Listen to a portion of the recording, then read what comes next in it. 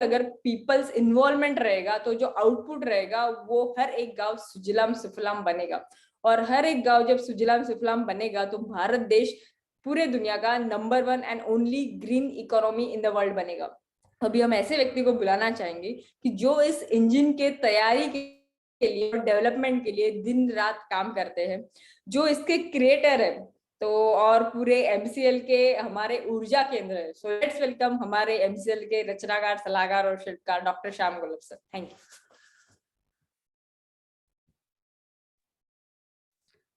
Thank you madam and good morning everyone. दोस्तों नमस्कार, मैं डॉक्टर श्याम गोलब फिर से एक बार आपका इस ट्रेनिंग सेशन में स्वागत करता हूं।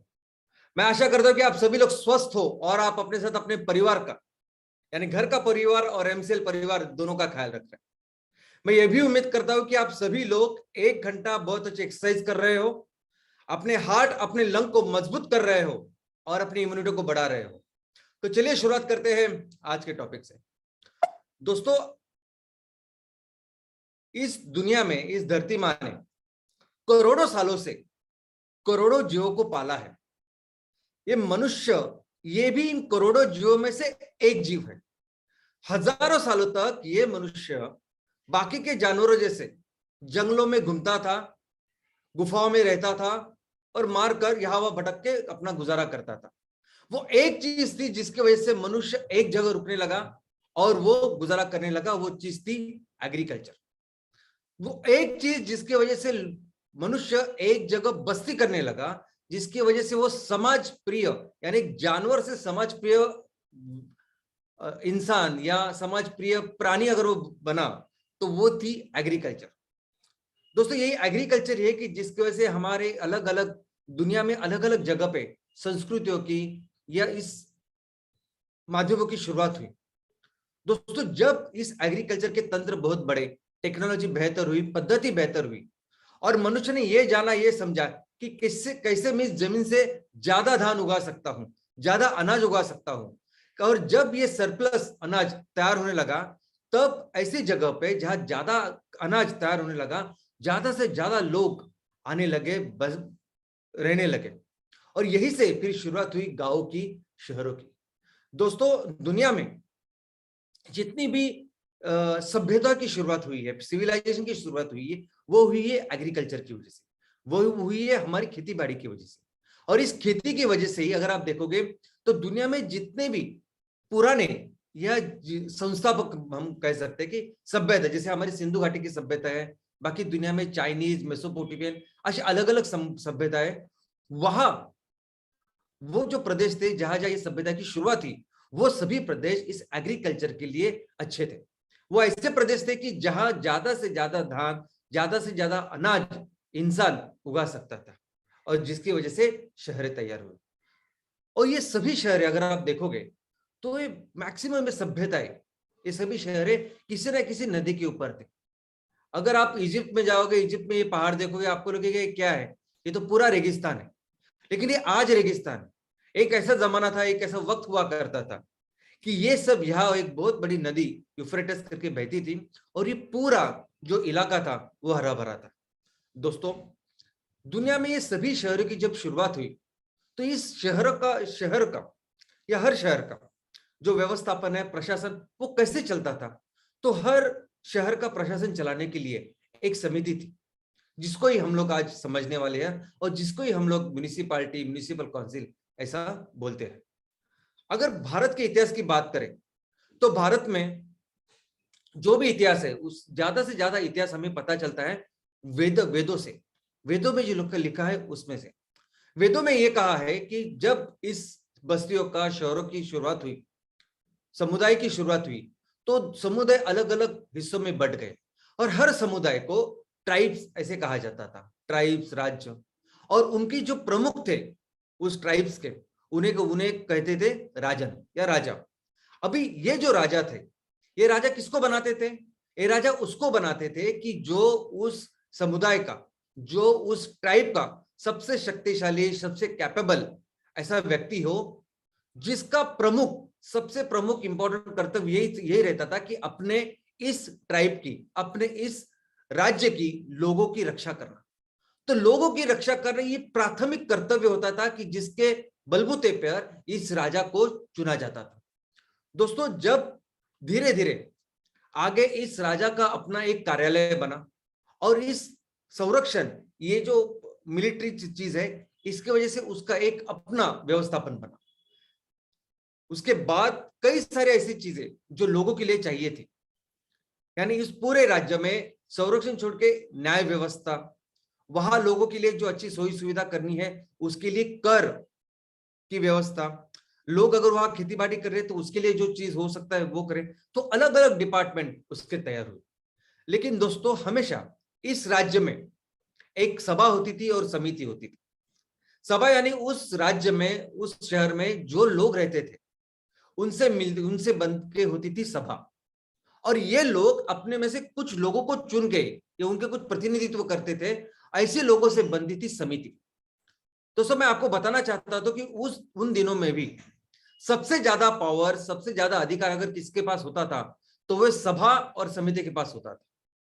राजा के जो कर्तव्य थे, उसकी जो जवाबदारी थी वो तो थी, लेकिन सबसे ज्यादा जो अमर्याद अधिकार अगर किसी के पास होते थे तो वो सभा और समिति के पास होते थे। राजा वही करता था जो लोगों की सभा, लोगों की समिति उनको बताती थी।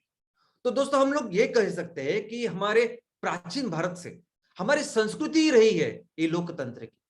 हमारी संस्कृति में, हमारी वेदों में अगर आप देखोगे तो हर जगह इसका जिक्र है कि राजा वही करता था जो लोग उनके कहते थे, और इन सभा और समिति को ज्यादा पावर, ज्यादा अधिकार होते थे।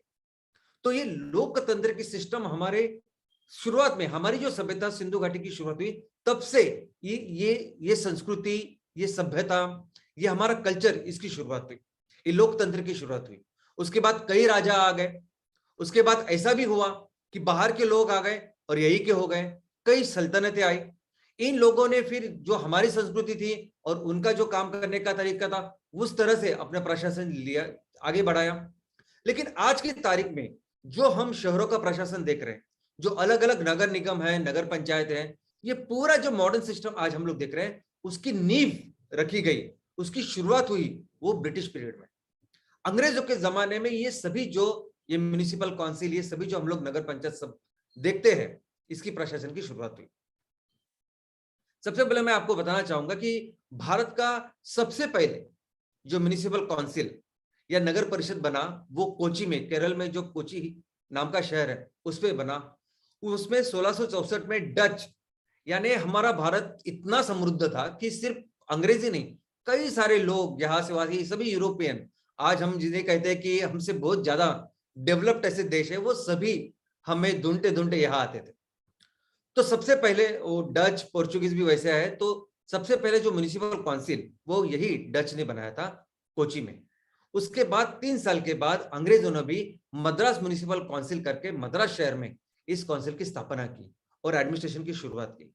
तो इन अंग्रेजों ने जहां जहां जिस जिस शहरों में उनका काम था उन शहरों को विकसित किया, और हर शहर में उन्होंने अपने अपने तरीके से उन काउंसिल की शुरुआत की।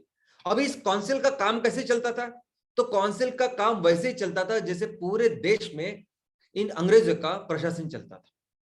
तो अंग्रेज अपने अपने तरीके से ये सभी शहर के काउंसिल चलाया करते थे। लेकिन चेंज तब हुआ जब भारत में एक लॉर्ड रिपन करके वाइसरॉय आ गए। लॉर्ड रिपन के 1880 से लेकर 1884 तक ऐसे 5 साल के लिए थे। वाइसरॉय ने ऐसे समझे कि ब्रिटिश एडमिनिस्ट्रेशन की सबसे बड़ी व्यक्ति, सबसे बड़ी पोस्ट है वाइसरॉय। उन्होंने आने के बाद कुछ महत्वपूर्ण चेंजेस हमारे इस पूरे एडमिनिस्ट्रेशन में की। उन्होंने पहली बार ये सभी जो एडमिनिस्ट्रेशन चल रहा था, ये सभी म्युनिसिपल काउंसिल चल रहा था, वहां उन्होंने एक संकल्पना दी और उस संकल्पना का नाम था स्थानिक स्वराज्य संस्था, लोकल सेल्फ गवर्नमेंट। उन्होंने ये कहा कि ये सभी जो काउंसिल्स है, ये सभी शहरों को चलाने वाली जो संस्था है, उनको चलाना चाहिए वहां के रहने वाले लोगों ने। इसीलिए उनको कहते हैं कि स्थानिक स्वराज्य संस्था। स्थानिक यानी उस शहर में रहने वाले लोग अपने राज्य को चलाएंगे, स्वराज्य को चलाएंगे, तो ऐसी संस्था। तो ऐसा रेजोल्यूशन उन्होंने पास किया। तब कोई कायदा कानून बना नहीं था, लेकिन उसके बाद जितने भी कायदे कानून बने, जो प्रमुख कानून बने ब्रिटिश इंडिया के, वो थे गवर्नमेंट ऑफ इंडिया एक्ट 1919 का और 1935 का। ये दो बहुत महत्वपूर्ण एक्ट थे, जिसके बाद फिर गवर्नमेंट ऑफ इंडिया का वो कायदा बना और हम लोग आजाद हो गए। ये दोनों ही एक्ट में ये स्थानिक स्वराज्य संस्था का बहुत प्रमुख ऐसा जिक्र था, और इस कानून में वो कानून से वो लागू था। दोस्तों, आजादी के बाद हमने कई सारे काम किए, कई सारे इसको आगे बढ़ाया, लेकिन आज की तारीख में, आज आपके आपके शहर में जो भी कामकाज होता है, जो भी प्रशासन होता है, जिस तरह से व्यवस्थापन चल रहा है, वो सभी व्यवस्थापन जिस कानून के आधार पर चलता है। ये सभी ढांचा, ये सभी चीजें, ये सभी डायरेक्टिव्स, प्रिंसिपल जिसने बनाया वो कानून था 74वीं अपनी घटना दुरुस्ती। 74वीं घटना दुरुस्ती जो 1992 में हुई, वो स्पेशली इसके लिए थी कि शहरों पे जो ये स्थानिक स्वराज्य संस्था या म्युनिसिपल काउंसिल काम कर रहे, उसकी पूरी रचना इस कायदे ने तैयार की। यही वो कायदा था कि जिसने ये डिसाइड किया कि हर शहर वार्ड में बांटा जाएगा। हर वार्ड में एक नगर सेवक होगा, और वो नगर सेवक मिलके उस शहर के काउंसिल को चलाएंगे। उसमें से एक प्रमुख होगा, जिसे हम उस शहर का प्रथम नागरिक या मेयर कहेंगे, जो इसका प्रमुख होगा। उसके अलावा ये हर म्युनिसिपल काउंसिल की पूरे देश में त्रिस्तरीय रचना होगी।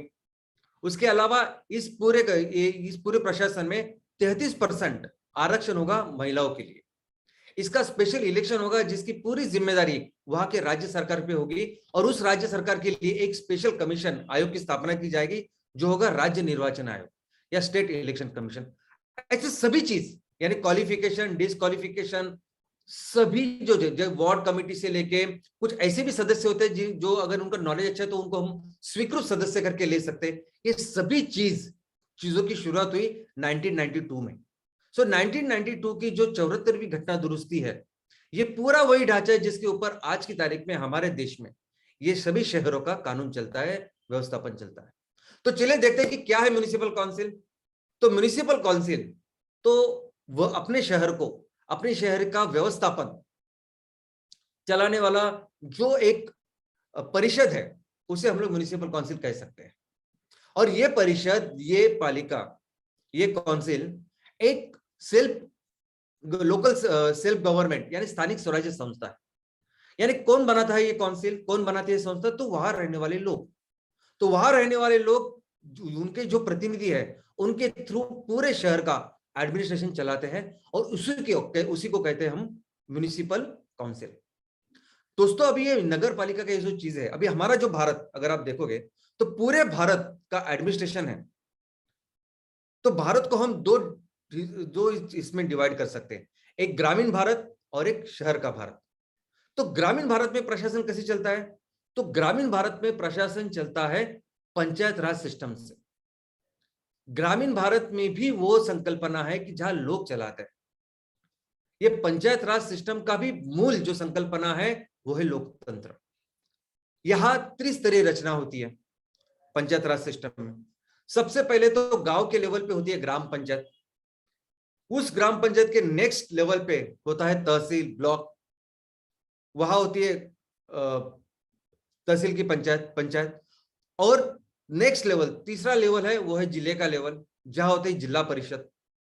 तो ये ग्राम पंचायत, पंचायत समिति और जिला परिषद, ऐसे 3 रचनों में होता है ये पंचायत राज सिस्टम, जो हमारे देश में पूरे ग्रामीण इलाके में आज की तारीख में ऐसे हमारा कारोबार चलता है।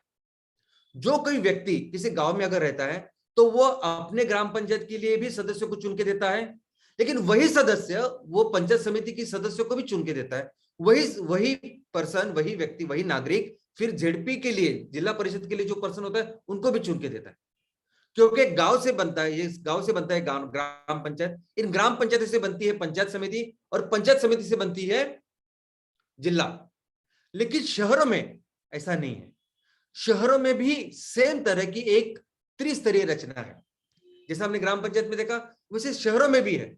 शहरों में भी 3 अलग अलग लेवल के काउंसिल्स हैं, और ये जो रचना है ये भी लोक संख्या के अनुसार है। तो छोटी लोक संख्या होने वाले जो शहर है, उनको हम लोग कहेंगे नगर पंचायत।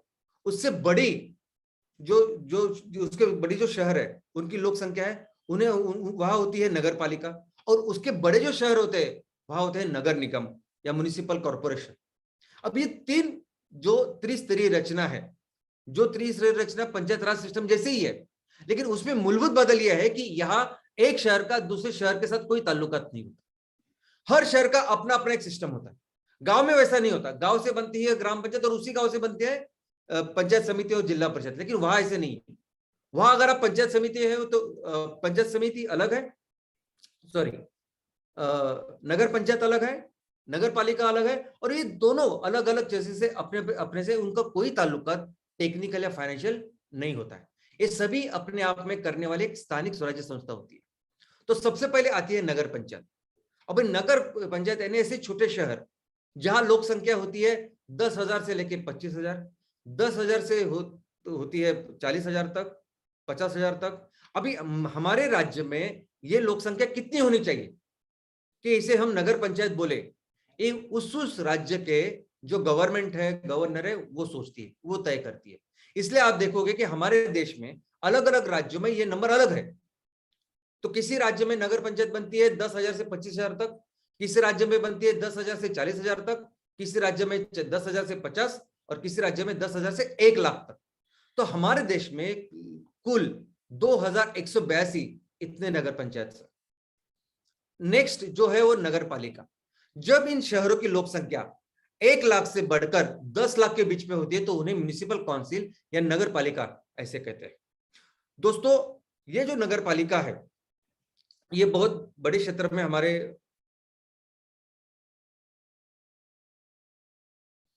यह है।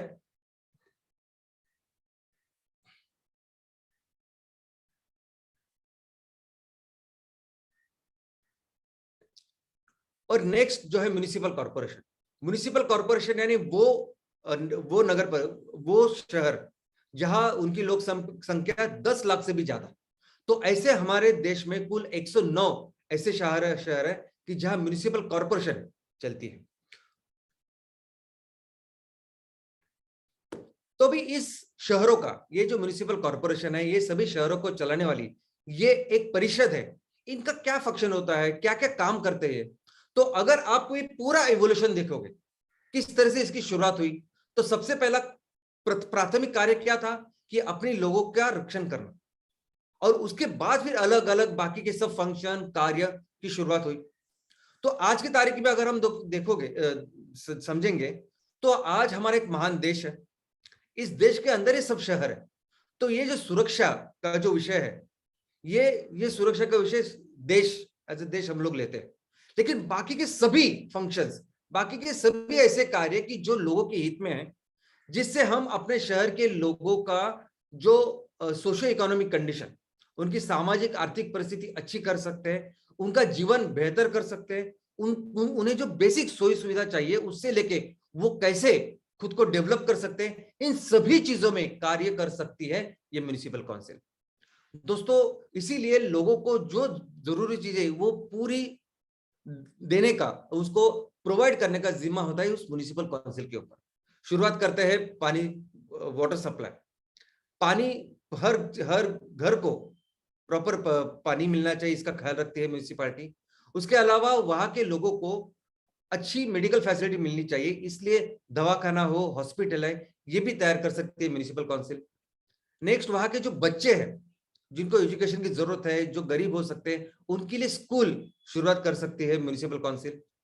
रोड्स, इंफ्रास्ट्रक्चर, क्योंकि इतनी सब जब आबादी होती है, लोग यहाँ एक जगह से दूसरी जगह जाते हैं, तो कई तरह के कम्युनिकेशन का साधन तैयार कर सकते हैं म्युनिसिपल काउंसिल, जिसमें रोड अहम है।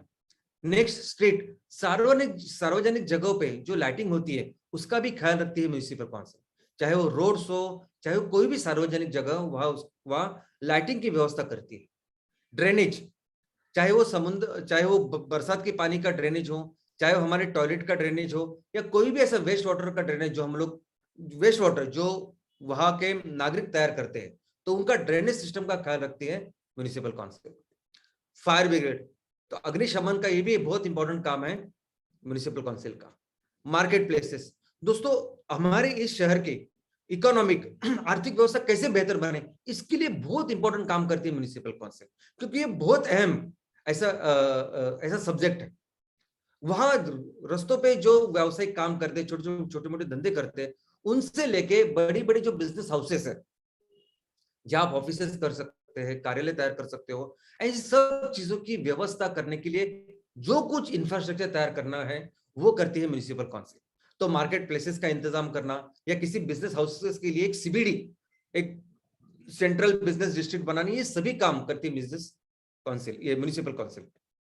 इसके अलावा अपने शहर में जो लोग हैं उन लोगों का सेंसस, उन लोगों का जन्म नोंदनी, जन्म बर्थ रजिस्ट्रेशन, मृत्यु नोंदनी या डेथ रजिस्ट्रेशन, ये सब ख्याल रखती है म्युनिसिपल काउंसिल। उसके अलावा सैनिटेशन एंड क्लीनलीनेस, जो साफ सफाई है, इसका भी ख्याल रखती है म्युनिसिपल काउंसिल। कचरा, जब इतने सारे लोग आज की तारीख में हम लोग देखते हैं कि कई सारा सॉलिड वेस्ट तैयार होता है, तो ये सभी जो सॉलिड वेस्ट हमारे शहर में तैयार होता है, इसको कलेक्ट करने का और उसकी साइंटिफिक शास्त्रीय जो व्यवस्थापन करना है, उसकी भी जिम्मेदारी होती है म्युनिसिपल काउंसिल। और सिर्फ सॉलिड वेस्ट ही नहीं, लिक्विड वेस्ट, जिसमें टॉयलेट का पानी है या बाकी का जो पानी हम लोग इस्तेमाल करते हैं वो ग्रे वाटर है, इस सभी पानी के लिए हर मैक्सिमम जो शहर है, मैक्सिमम जो म्युनिसिपल काउंसिल है, वो एसटीपी जैसे सीवेज ट्रीटमेंट प्लांट हो गए या पानी के ऊपर प्रक्रिया करने वाले प्लांट ऐसे लगाते हैं, क्योंकि ये उनकी जवाबदारी जिम्मेदारी होती है। और अपने बच्चे हैं, युवा है, उनके एक अच्छी सेहत के लिए, उनके खेलकूद के लिए भी इंतजाम करती है म्युनिसिपल काउंसिल। तो वहां प्लेग्राउंड्स है, मैदाने हैं, यहाँ तक कि जो बूढ़े लोग रहते हैं हमारे शहरों में, उनके लिए भी जो उद्यान है, पार्क है, ये सभी, इसका भी इंतजाम, इसकी भी जिम्मेदारी म्युनिसिपल काउंसिल की होती है। तो म्युनिसिपल काउंसिल ये वो सभी चीज कर सकती है कि जिससे थोड़ी सी ज्यादा इनकम म्युनिसिपल काउंसिल की हो, क्योंकि अल्टीमेटली अगर शहरों में जो लोग रहते हैं उनको अच्छे सोई सुविधा देनी है, उनके लिए अच्छे इंतजाम करने हैं, उनकी लाइफ बेहतर बनानी है, तो उसके लिए फिर पैसे चाहिए। तो ये पैसे कहाँ से आएंगे? तो अपने शहर में हम लोग क्या कर सकते हैं, ऐसी कौन सी कमर्शियल एक्टिविटी की जिससे दो पैसे मिल सकते हैं, ये सभी तरह के काम कर सकती है म्युनिसिपल काउंसिल। दोस्तों, ये सभी जो कार्य है म्युनिसिपल काउंसिल करती है, वो शायद मैं आपको यहाँ इस वक्त में बता नहीं सकता। मुझे लगता है आप जब पढ़ेंगे, आप अपने शहरों में, अपने तहसील में, शहरों में जाओगे, तो आपको पता चलेगा कि म्युनिसिपल काउंसिल क्या क्या काम करती है, क्या क्या जिम्मेदारी उनकी हो सकती है। लेकिन उनका ऑब्जेक्टिव क्या है, उनका लक्ष्य क्या है, किस वजह से ये संकल्पना की शुरुआत हुई, ये समझना बहुत जरूरी है। और वो ये है कि उन सबका ऑब्जेक्टिव ये होता है कि कैसे इस शहर को बेहतर बने, कैसे इस शहर में जो रहने वाले जो नागरिक है उनका सोशियो इकोनॉमिक यानी सामाजिक और आर्थिक बेटरमेंट करे, डेवलपमेंट करे, विकास करे। यही उनका सबसे इंपॉर्टेंट लक्ष्य होता है। और इसके लिए जो जरूरी है वो सभी कुछ कर सकती है म्युनिसिपल काउंसिल। तो अभी ये करने के लिए जो पैसे चाहिए, तो पैसे कहां से आते हैं? तो सबसे पहले जो सबसे बड़ा सोर्स इस म्युनिसिपल काउंसिल्स का है वो है टैक्सेस। जो लोग शहर में रहते हैं उनसे कई तरह के टैक्सेस, कर, ये म्युनिसिपल काउंसिल वसूल करती है। तो उसमें प्रॉपर्टी टैक्स, आप जहां दुकान है अगर आपका है तो शॉप का टैक्स, एंटरटेनमेंट टैक्स, वाटर जो पानी सप्लाई, पानी का टैक्स, हाउस का अपना एक अलग टैक्स होता है। तो इस सभी की तरह के अलग अलग टैक्सेस म्युनिसिपैलिटी कर सकती है। और ये भी यूनिफॉर्म नहीं है, हर शहर अपनी जो स्थानिक परिस्थिति है वो देख के अलग अलग टैक्स का निर्माण कर सकती है। इसके अलावा कुछ शहर ऐसे होते हैं कि जो एंट्री के ऊपर टैक्स लगाते हैं, जिन्हें टोल टैक्स या एंट्री टैक्स कहते हैं।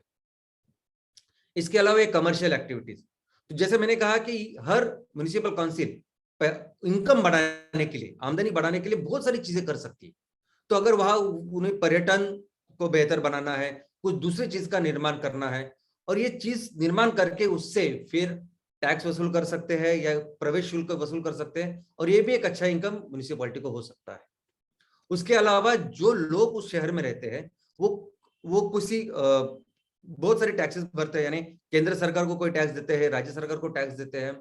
तो इस केंद्र सरकार और राज्य सरकार को जो टैक्स मिलते हैं उनका भी एक शेयर इनको प्राप्त होता है। उसके अलावा हमारे शहर को अगर इंफ्रास्ट्रक्चर बेहतर बनाना है, रोड्स हो, ब्रिजेस हो, या कुछ ऐसी सुविधा जो लोगों के लिए जरूरत है उसका निर्माण करना है, तो उसके लिए ये म्युनिसिपल काउंसिल लोन भी ले सकती है।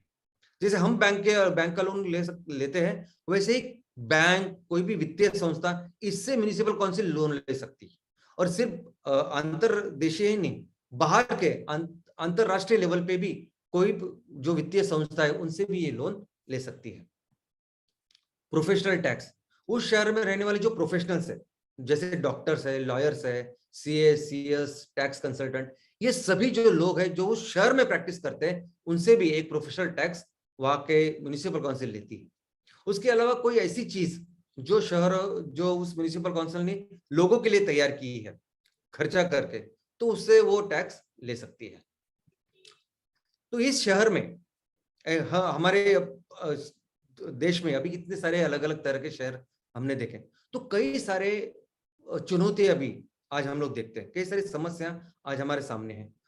उसमें से सबसे बड़ी समस्या अगर कुछ है तो वो है बहुत तेजी से बढ़ने वाली आबादी, बहुत तेजी से बढ़ने वाले शहर। आबादी मतलब शहर, ये शहर आज के तारीख में इतने तेजी से बढ़ रहे हैं क्योंकि शहर अगर उसकी जो ग्रोथ है, एक तो हो सकती है प्राकृतिक ग्रोथ, नेचुरल ग्रोथ।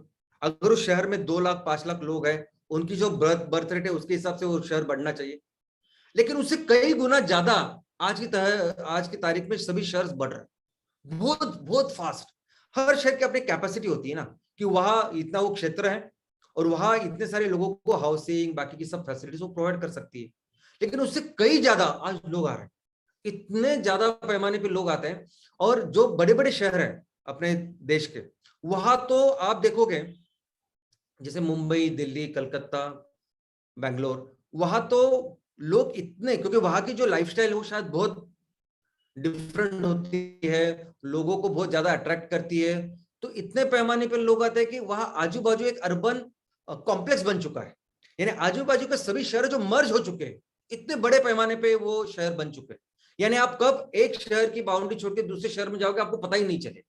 मुंबई में कब आप मुंबई छोड़ के ठाणा जा रहे हो, पनवेल जा रहे हो, नवी मुंबई जा रहे हो, आपको पता ही नहीं चलेगा। और ऐसा हर जगह हो रहा है, और इतनी जो रैपिड एक्सपेंशन हो रहा है सिटीज का, शहरों का, उसकी वजह से कई सारी समस्या का निर्माण हो रहा है। सबसे पहले समस्या है भीड़ की।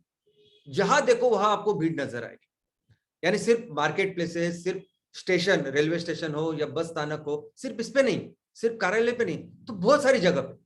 और इस भीड़ की वजह से क्या होता है कि हर शहर का अपनी एक सुंदरता होती है। कोई भी शहर हो, कि छोटा हो बड़ा हो, वो सुंदरता फिर इस भीड़ में खो जाती है। हर शहर का अपना कल्चर होता है, एक संस्कृति होती है, और ये संस्कृति भी इस भीड़ में कहीं खो जाती है। दोस्तों, दूसरी बहुत इंपॉर्टेंट जो परेशानी है वो है हाउसिंग, घर की। इतने सारे लोग सब आएंगे, शहरों में बसेंगे, तो फिर लोगों के लिए रहने के लिए व्यवस्था नहीं हो सकती पर्याप्त। तो इसलिए बहुत सारे लोग शहरों में न रह के, शहरों में क्यों आते हैं, तो रोजी रोटी के लिए, काम धंधा के लिए, पैसे कमाने के लिए, लेकिन रहते कहाँ है, बाहर, जहां अवेलेबल हो, उपलब्ध हो घर। तो बहुत सारे लोग तो काम करते हैं शहर में, लेकिन रहते हैं बाहर, आने के लिए 2 घंटा, जाने के लिए 2 घंटा, 4 से 5 घंटा तो उनका सिर्फ कभी कभी सिर्फ इस ट्रांसपोर्टेशन में चला जाता है। और एक बहुत इंपॉर्टेंट ऐसा रिसोर्स, इन लोगों का रिसोर्स, जो टाइम, ये जो रिसोर्स है इंपॉर्टेंट, वो आज हम लोग वेस्ट कर रहे हैं। और इससे क्या होता है, फिर ये जो ट्रांसपोर्टेशन, कम्युनिकेशन है, उसके ऊपर बहुत सारा प्रेशर आता है। तो स्थानिक ट्रेनें हैं, स्थानिक बस है, इन पे बहुत सारे प्रेशर आज हम लोग देख सकते हैं। स्लम्स, झोपड़पट्टी, बाहर जाने के इतने प्रॉब्लम होते हैं कि लोग वही झोपड़पट्टी में रहने लगते हैं। और झोपड़पट्टी में कैसे, तो 3-3 मंजिली झोपड़पट्टी होती है, ग्राउंड 1 और 2, ऐसी झोपड़पट्टी में लोग रहते, कैसे उनकी सुविधा क्या होगा। और सबसे पहले सबसे ज्यादा प्रॉब्लम तो वो वहां रहने वाले परिवार और उनके बच्चों का होता है। किसी भी राष्ट्र के लिए सबसे बड़ी रिसोर्स, धरोहर क्या है, तो वहां बच्चे और युवा। और बच्चे अगर ऐसे झोपड़पट्टी में पढ़ेंगे, बड़े होंगे, तो कैसे उनका शारीरिक स्वास्थ्य, मानसिक स्वास्थ्य, उनकी पढ़ाई, उनकी आदतें, और कैसे आगे के समाज का हम लोग निर्माण करेंगे। तो इस झोपड़पट्टी की वजह से बहुत सारी प्रॉब्लम्स क्रिएट होती है।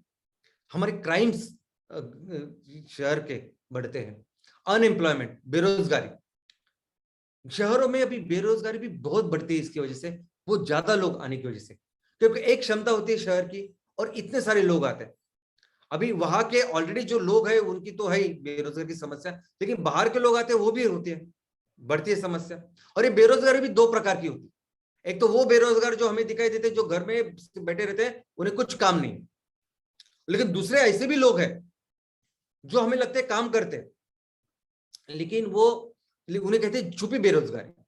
यानी वो ऐसा काम करते हैं जो अगर उन्होंने पढ़ाई की अच्छी तो उनके लेवल का काम ना करके कोई बहुत जो छोटा ऐसा काम है वो करते हैं, और उनकी पढ़ाई का, उनके स्किल का, उनकी कुशलता का कोई फायदा देश को नहीं होता। उसे कहते हैं छुपी बेरोजगारी। और ऐसा करते हैं क्योंकि दूसरा कोई काम ही नहीं है। तो ये दोनों तरह की बेरोजगारी आज शहरों में दिखाई देती है।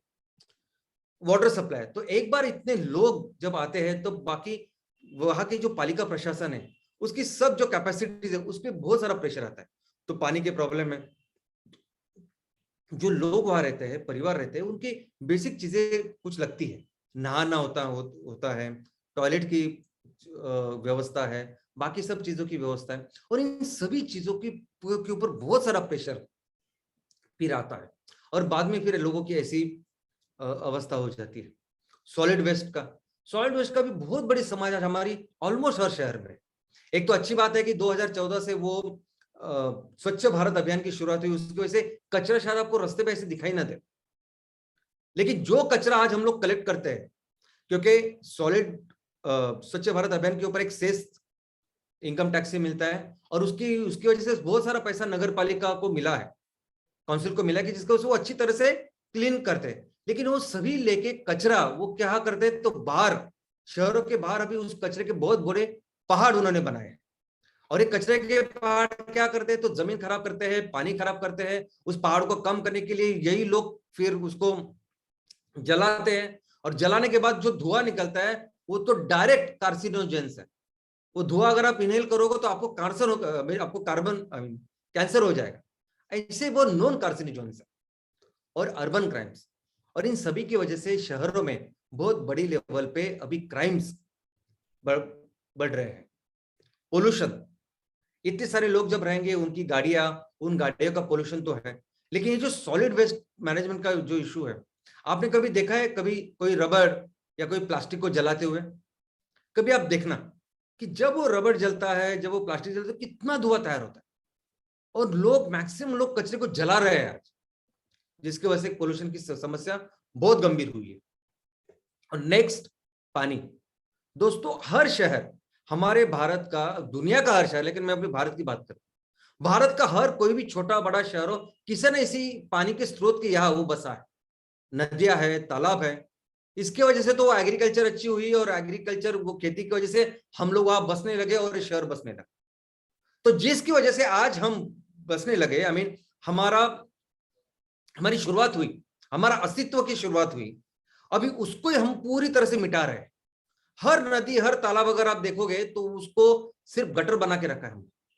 जो भी सॉलिड वेस्ट हो, टॉयलेट का पानी हो, पूरा ड्रेन हो, आज उसमें डालते हैं। और ऑलमोस्ट हर शहर में, जहां पहले अच्छी नदियां बहती थी, वहां आज हम लोग देखते कि गटर जैसी नदियों को तैयार करके रखा है हम लोगों ने। और ये सिर्फ छोटे छोटे शहरों में नहीं, बड़े बड़े शहरों में भी, बड़े बड़े शहरों में भी आप देखोगे तो नदी पानी के सोर्स बहुत भयानक अवस्था उनकी है। और इतना ही नहीं, जो नदी होती है, नदी का एक पात्र होता है। नदी का एक पात्र होता है, ऐसा समझे कि साल में 4-5 महीना उसमें पानी हो सकता है, बाकी का पानी नहीं हो सकता, क्योंकि जैसे कुदरत आती है वैसे वो फ्लो चलता है।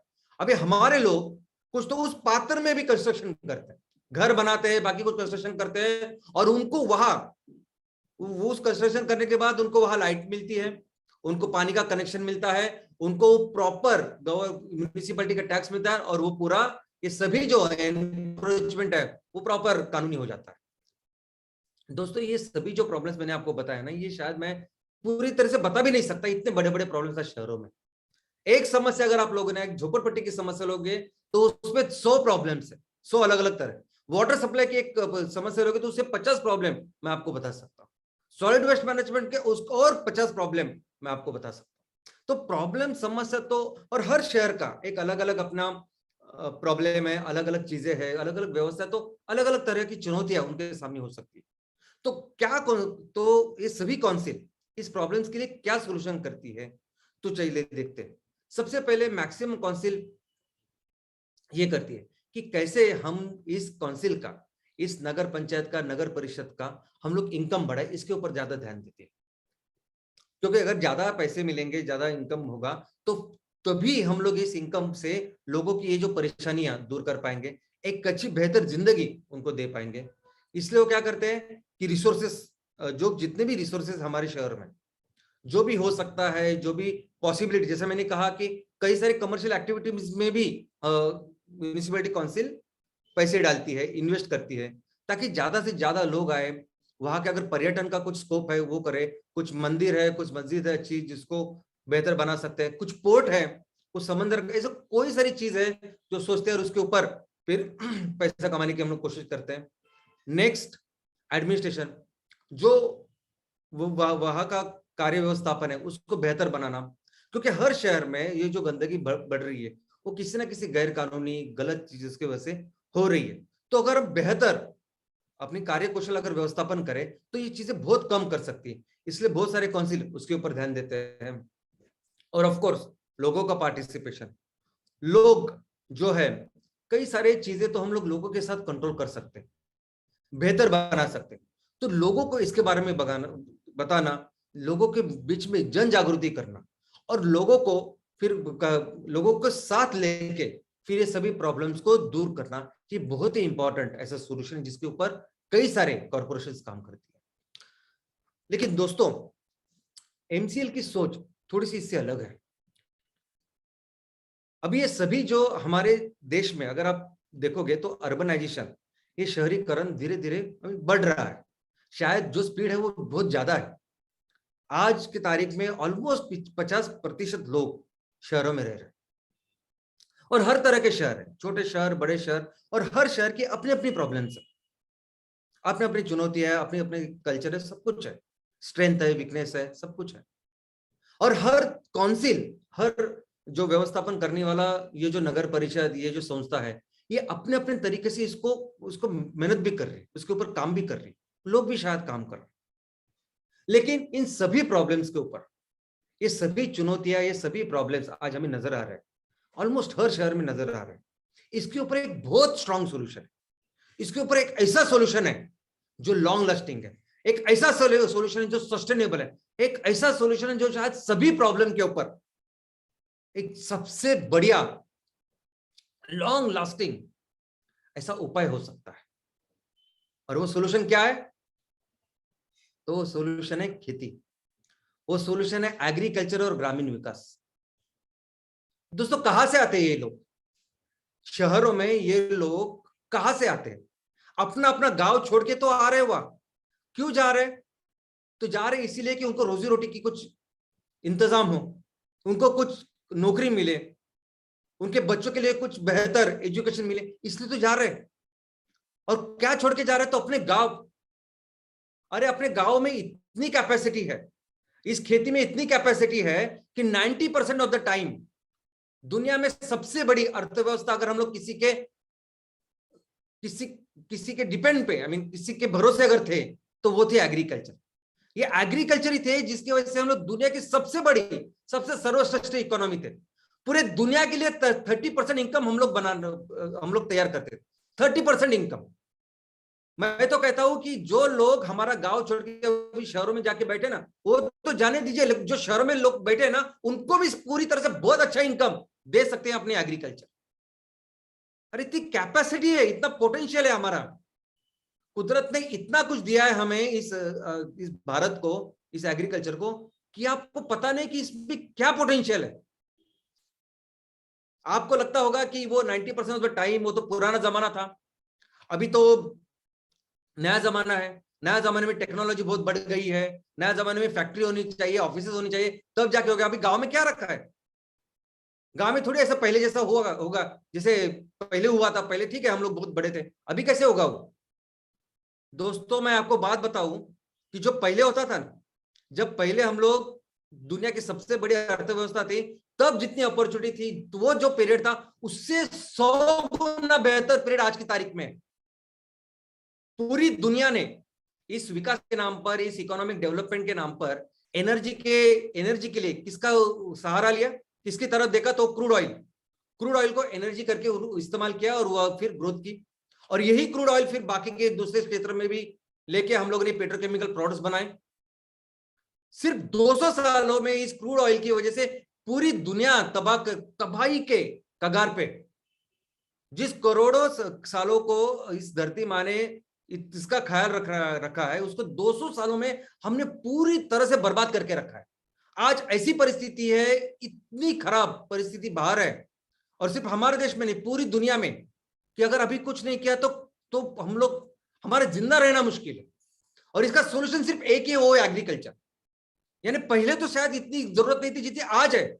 आज अपने गांव में जाओ, हर इंच, हर बीघा, हर एकड़ में जितना ज्यादा हो सकता है उतना तैयार करो, आप पूरी दुनिया को बेच सकते हैं हम लोग।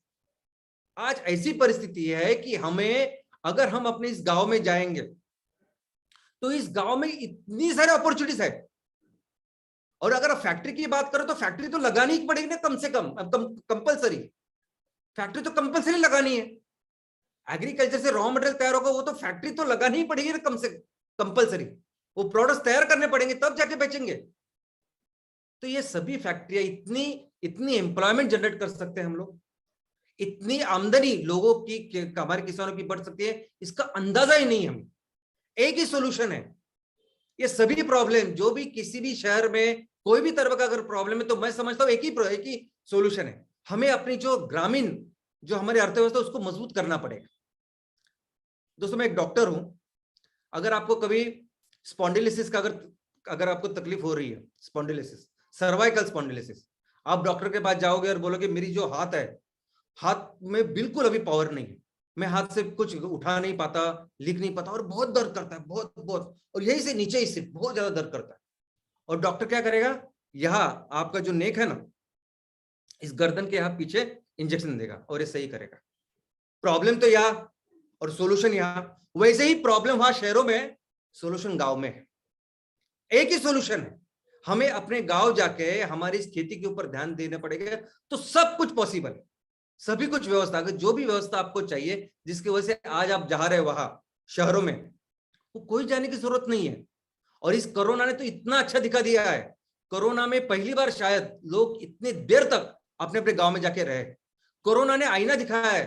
कोरोना ने बताया कि आप इतने दिन से आप यहाँ शहरों में ऐसे रहते थे, गांव में रह के देखिए क्या क्या होता है। और हमने देखा, महसूस किया, भगवान ने, कुदरत ने दिखा दिया हमको कि किस तरह से फर्क हो सकता है।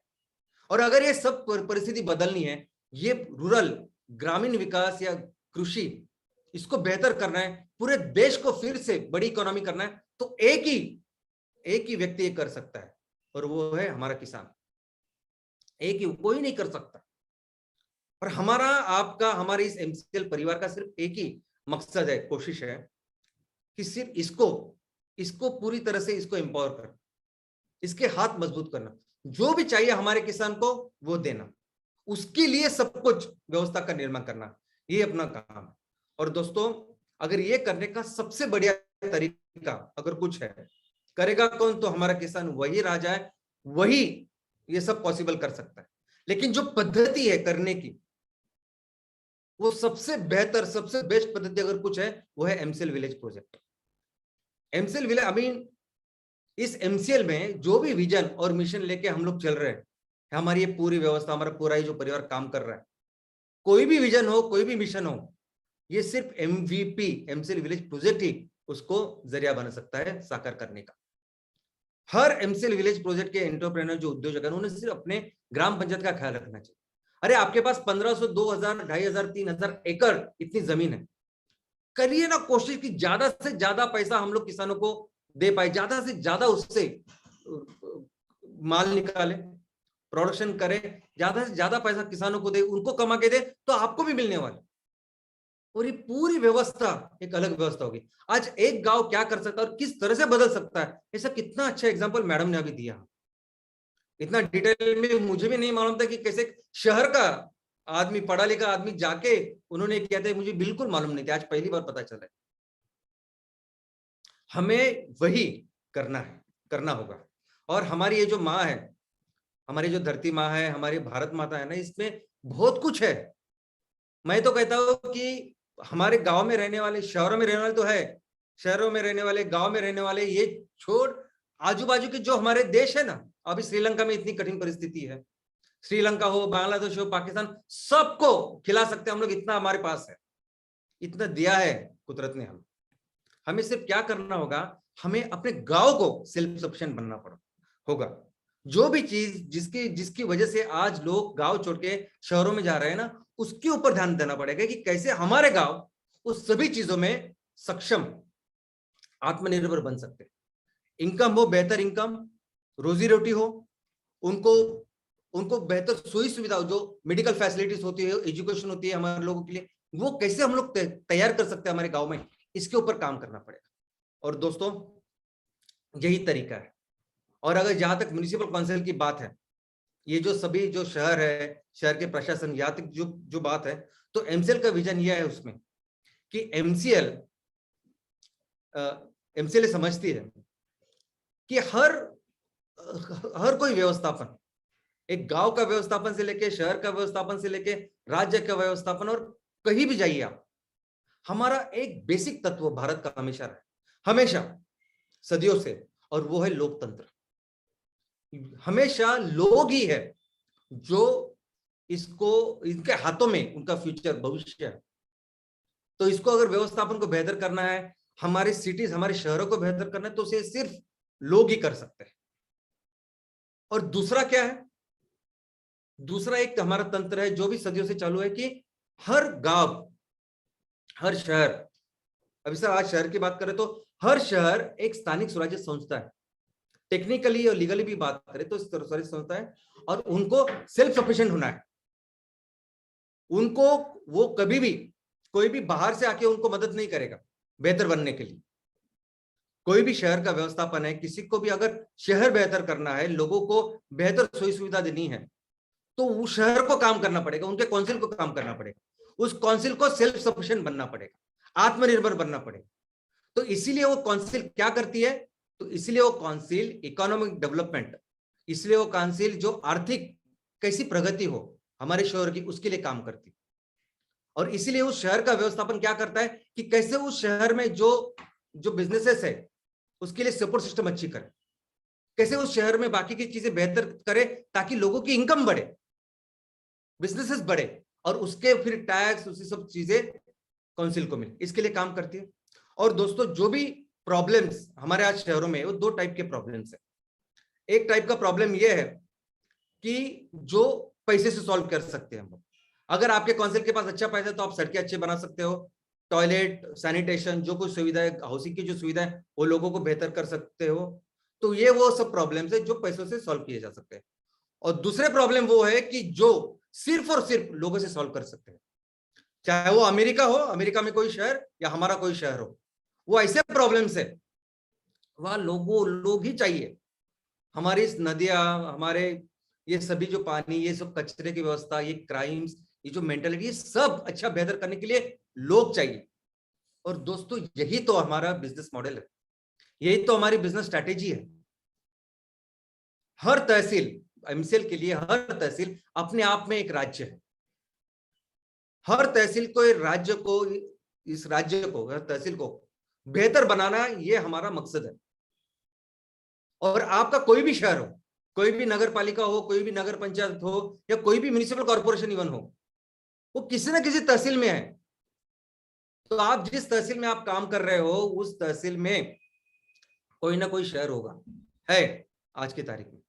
तो जब हमने एक व्यवस्था का निर्माण किया है, एक कंपनी का निर्माण करते हैं हम लोग, जिसका नाम है स्टार्टअप, एमसीएल बायोफ्यूल स्टार्टअप, और उसके अंदर प्रोजेक्ट करके ज्यादा से ज्यादा कैसे बिजनेस कर सकते हैं हम लोग, उसके लिए काम कर रहे हैं हम लोग, सभी लोग मिलकर ज्यादा से ज्यादा मेहनत करें, बिजनेस करें, ज्यादा से ज्यादा पैसा करें, कमाए, और अपने तहसील को एक सुजलाम सुफलाम राज्य बनाए।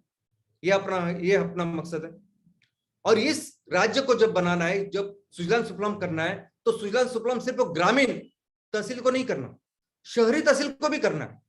ये सभी शहर, नगर पालिका आप तो वहां भी काम करना है। आज हर ग्राम पंचायत के लिए अपने पास एक प्रॉपर रोड मैप है, एक प्रॉपर तरीका है, बिजनेस सिस्टम है कि हम लोग कैसे काम करने वाले, कैसे एमवीपी काम करेंगे, कैसी उनकी इनकम होगी, सब कुछ है। और वैसे सभी व्यवस्था आने वाले दिनों में इस शहरों में होने वाली है। अभी ये जो हम माल का उत्पादन करेंगे, फ्यूल तैयार करेंगे, बेहतर खाना तैयार करेंगे, ये तो पूरी दुनिया में तो हम लोग बेच ही सकते हैं, मैं हमेशा बार बार आपको बोलता हूँ। लेकिन हमारे जो शहर है, जो हमारे तहसील में से, उन्हें भी तो हमें सेल्फ सफिशिएंट करना है, उन्हें भी तो ग्रीन करना है। हर घर का जो अपना रसोई का गैस है उसको 100% रिप्लेस करना है आपके गैस के साथ। जो भी गाड़ी आज चल रही है, 2 व्हीलर से लेके बस तक या रिक्शा से लेकर ट्रक तक, ये सभी गाड़ियों को हमें अपने इस स्वच्छ ईंधन के ऊपर चलाना है। ये भी तो बेचना है वहां उस तहसील में, उस शहरों में। जो आज कैंसर युक्त जो खाना आज बढ़ रहा है, जिसको लोग खा रहे हैं, उसको रिप्लेस करना है। कल जाके वड़ा पाव होगा तो 100% वड़ा पाव होगा जिसको हम लोग बेचेंगे शहरों में। तो ये सभी काम करना है और इसकी भी एक प्रॉपर ब्लूप्रिंट सब कुछ रेडी है, जो समय पे बहुत ही ये फैक्ट्री लगने के बाद हम लोग आपको बताएंगे कि क्या एक्चुअली करना है, कैसे शहरों में भी हम लोग ज्यादा से ज्यादा बिजनेस करते, क्योंकि बाहर के कितनी सारी कंपनी आके आज अभी बिजनेस कर रही है। हर क्षेत्र में कोई ना कोई बाहर की कंपनी और बिजनेस कर रही है, हम लोग उसको पैसे दे रहे हैं और वो लोग पैसा कमा रहे होते और वो प्रॉफिट वहां लेके जा रहे हैं, अमेरिका, चाइना। यहाँ हमें मैक्सिमम करके बिजनेस करना है और ये प्रॉफिट हमारे लोगों को देना है। जो बात, जो 20% CSR की बात हम लोग गांव के लिए करते हैं, वो पूरे तहसील के लिए, वो हमारे शहरों के लिए भी है। जितना ज्यादा मेहनत करेंगे, जितनी बहुत और इतना पोटेंशियल है, इतनी पॉसिबिलिटीज है, इतना मिलके पैसा कमा सकते हैं हम लोग, मिलके धंधा कर सकते हैं और वो सभी पैसे हम लोग अपने लोगों के लिए खर्च करेंगे। अभी जैसे काउंसिल सोचती है कि हमारे शहरों में हम लोग बिजनेस को बढ़ावा देंगे, इकोनॉमी बेहतर करेंगे और उससे जो टैक्स मिलेगा उससे हम लोगों की जिंदगी बेहतर करेंगे। हम तो डायरेक्ट बिजनेस कर रहे हैं, डायरेक्ट बिजनेस करेंगे और उससे जितना भी पैसा हमारे पास बचता है उससे 20% हम लोगों को देंगे। और ये कितना अच्छा काम हम लोग कर सकते हैं। और ये जो एमपीओ का काम है, ये किसके लिए है? ये लोग आने चाहिए, ये कम्युनिटी पार्टिसिपेशन होना चाहिए, क्योंकि हम जानते हैं कि बहुत सारे प्रॉब्लम सिर्फ और सिर्फ लोगों से ही सॉल्व होंगे। अगर हमें अपने देश को, हमारे तहसील को सुजलाम सुफलाम करना है तो लोग आने चाहिए सामने, लोगों ने काम करना चाहिए। जैसे अभी मैडम ने जो उदाहरण दिया, कितना जबरदस्त उदाहरण है, मुझे भी बहुत कुछ मैंने सीखा कुछ उदाहरण से। कैसे लोग जब आते हैं तो कितना अलग ये सब कुछ बन सकता है। और वही कार्य, वही मकसद, वही लक्ष्य इस एमपीओ का। और ये एमपीओ सिर्फ अभी गांव में नहीं, आने वाले दिनों में हम लोग शहरों में भी ये सब काम करेंगे। और दोस्तों हमारा सिर्फ एक ही काम है, देखो आपका, मेरा, हमारे पूरे फैमिली का एक काम है कि लोगों को सक्षम करना, लोगों की जो जो बेसिक जरूरतें हैं ना उसको पहले पूरा करना। लोगों की आज जो रोजी रोटी, कपड़ा मकान हम लोग बोलते हैं ना, पहले उसका ख्याल रखना। और उसके बाद ये एजुकेशन, मेडिकल फैसिलिटी, ये सब की जो हम लोग कर सकते हैं, तो ये लोग बहुत सक्षम है। हर गांव को, हर शहर को हम लोग बहुत अच्छा कर सकते हैं। लोग बेचारे ये बेसिक चीजों के लिए ही यहाँ वहां घूम रहे हैं और इसको हम लोग प्रॉपर सब दे सकते हैं। और मैं ये जो बातें आपको बोलता हूँ, ये तो अभी एक बहुत अच्छा एग्जांपल तो मैडम ने दिया ही है, लेकिन ये कोई भी चीज जो मैं आपको बोलता हूँ, ये कोई सपने विपने जैसा नहीं है। ऐसा हो सकता है, वैसा हो सकता है, ऐसा करेंगे, ऐसा कुछ नहीं है। ये तो इस अदर वे राउंड। हम लोग थे हमेशा बहुत अमीर थे, हमेशा। वो छोड़ के वो नहीं कर रहे इसलिए गरीब है, बस इतनी चीज है। और मैं सिर्फ ये बताना चाहता हूं कि आज, यानी उस टाइम जब अमीर थे, वो जो माल बेच रहे थे उससे ज्यादा कीमत आज है उस माल की, ऐसा मुझे बताना है आपको। अंग्रेज भी गरीब थे यहाँ जब आए थे, और हमारे यहाँ 400 साल रहने के बाद वो इतने अमीर हो गए। और बाकी के डच, पोर्चुगीज भी इसके लिए आए थे। तो मुझे लगता है हम जो भी हम लोग कर रहे हैं, हम लोग आराम से, हम लोग सब अगर मिलके आए तो हम आराम से बहुत जल्द भी हमारे शहरों को बहुत अच्छा कर सकते हैं, हमारा गांव को बहुत स्ट्रॉन्ग कर सकते हैं और ये पूरा चित्र हम लोग बदल सकते हैं। और एक चीज कि आने वाले दिन, आने वाला सभी भविष्य मुझे लगता है कि गांव में है। हो सकता है कि आज जिस तरीके से लोग गांव से शहर जा रहे हैं, शायद गांव शहर के लोग भी अच्छी जिंदगी के लिए, बेहतर जिंदगी के लिए गांव में आए, गांव में अच्छा काम करें। हम सब उनके साथ रहेंगे। आप जिस तरह से आप काम कर रहे हो अपने अपने तहसील में, ग्राम पंचायत में, वो पूरे जल्दी हम लोग तैयार कर पाएंगे। धन्यवाद, thank you.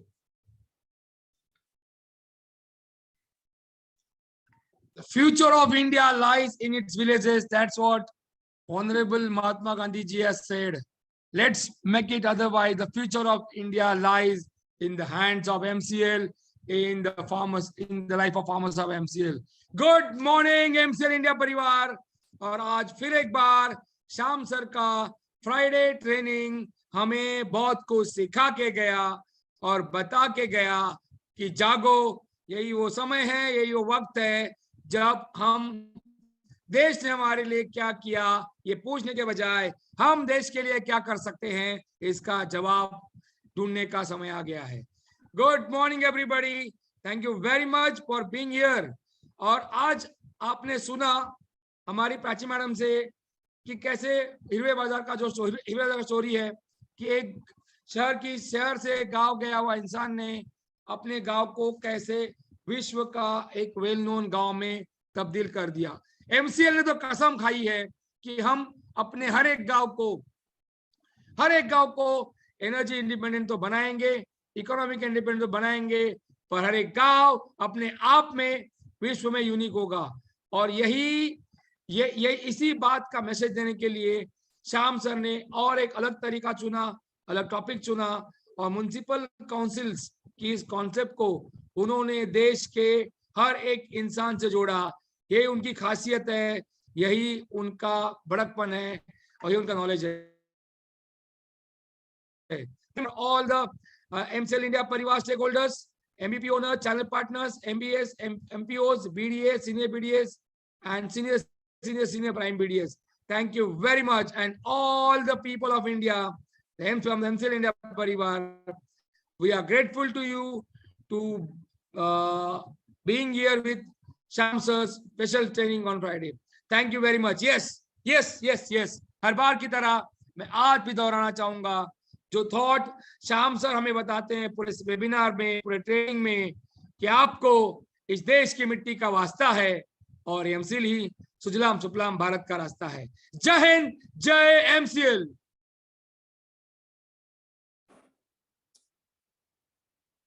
Thank you very much, Dr. Lavesh sir, for encouraging us, and thank you very much, Prachi madam, जिन्होंने आज हमें एक ऐसी स्टोरी बताई जहां पर अगर 5 उंगलियां एक साथ हो तो मुट्ठी बन जाती है और एक मुट्ठी की ताकत क्या होती है, ये आज की इस स्टोरी से हमने सीखा. जी हाँ दोस्तों, हर बार इसी तरह से ये सारी छोटी छोटी चीजों में से कुछ नई सीख देने का काम करती है प्राची मैडम, और इसीलिए हमें उन छोटी छोटी चीजों का भी इंतजार होता है. Thank you very much Prachi madam for encouraging us and giving us those insights. दोस्तों, कहते हैं कि भूखा पेट से गाता है, झूठा गले से गाता है और सच्चा दिल से गाता है. दोस्तों, वो दिल की सच्चाई, अंतर आत्मा की गहराई, ये सारी बातें हम अगर जानते हैं तो जानते हैं श्याम सर के सेशंस की वजह से. दोस्तों, आज लोग शहरों की जगमगाहट के लिए या फिर अच्छे जनजीवन के लिए या फिर अच्छी एम्प्लॉयमेंट के लिए जो गांव से शहरों की ओर भाग रहे, वो कितनी गलत हमारी सोच है, इसके बारे में आज हम लोगों ने जाना. और शायद इसके लिए हम कह सकते हैं कि हम गलत दिशा में बहुत जल्द जा रहे हैं, और अगर यह रोका नहीं गया तो भविष्य कितना अंधकारमय हो सकता है. लेकिन ये सारी बातें हम बदल सकते हैं, और इसका सॉल्यूशन सिर्फ और सिर्फ एमसीएल किस प्रकार से है, ये सारी बातें आज हमने श्याम सर के इस ट्रेनिंग सेशन से जानी. और इसी तरह से हर बार हमें वो सारी बातें जिनसे हमारे किसान, हमारे सारे गांववासी, हमारे गांव, हमारे तहसील किस तरह से सुजलाम सुफलाम बने, इसके बारे में बताते हैं श्याम सर एक अलग अनोखे अंदाज में.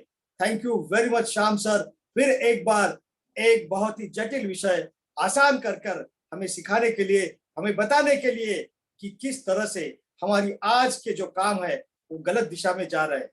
दोस्तों, मैं आप लोगों से विनती करता हूं कि कृपया चैट बॉक्स में दी गई इस लिंक के ऊपर जाइए, आपका फीडबैक शेयर कीजिए. याद रखिए, आपका फीडबैक हमारे लिए बहुत बहुत बहुत महत्वपूर्ण है.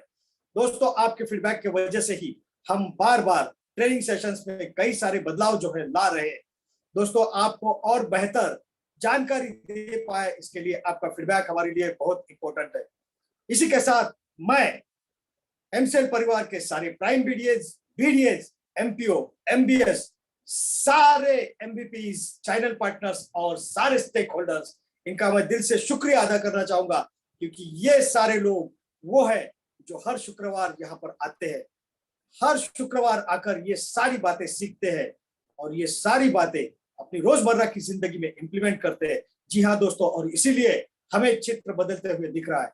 तो शुक्रिया, थैंक यू वेरी मच। और शुक्रिया अदा करना चाहूंगा पूरी एमसीएल टीम का, जो हर बार इस सेशंस को और बेहतर बनाने के लिए कोशिश करते रहते हैं। दोस्तों, आप लोगों को यह नम्र निवेदन है कि अब मौसम बदल रहा है, तो आप अपने परिवार की सेहत का और पूरे एमसीएल परिवार की सेहत का ख्याल रखिए, क्योंकि अब हमें किसी को भी बीमार पड़ना बिल्कुल भी अलाउड नहीं है। हर बार शाम सर आप लोगों को ये बातें बताते हैं कि आपको तंदुरुस्त रहने के लिए आप लोगों को एक्सरसाइज करनी है, तो इसे जारी रखिएगा। थैंक यू वेरी मच दोस्तों। इसी के साथ मैं आपका होस्ट मंगेश शेलार यह घोषणा करता हूं कि आज का यह वेबिनार, आज का यह ट्रेनिंग सेशन यही समाप्त हुआ। आपका दिन शुभ रहे। धन्यवाद।